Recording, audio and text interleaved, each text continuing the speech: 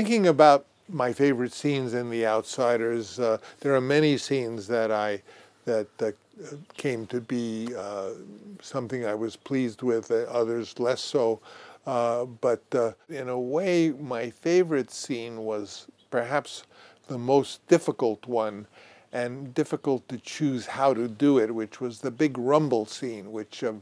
I was trying to understand how I could do that without actually having them just punching each other. And yet I knew that perhaps as the climactic resolution of this animosity and the strangeness of this animosity, in that even the oldest boys who fight on each side are buddies that are friends, and yet they have to lead their boys. And I think the fact that I made it harder on myself was a good choice, because I added the rain.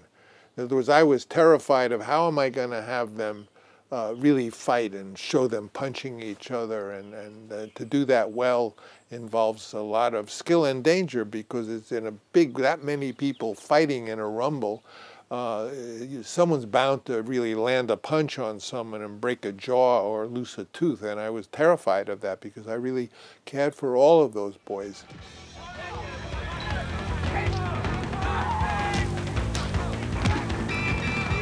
The boys who did it and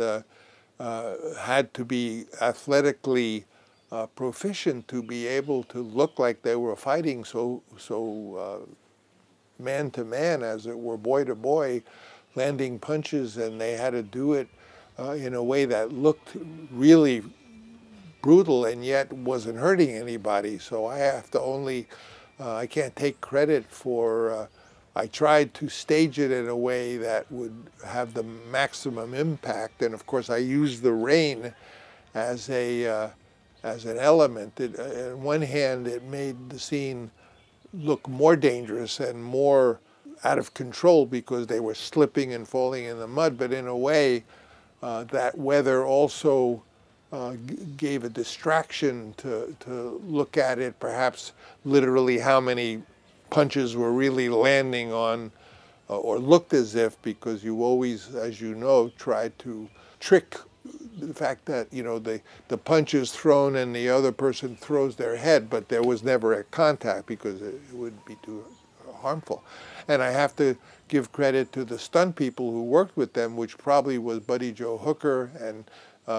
folks who are experts at how to make something look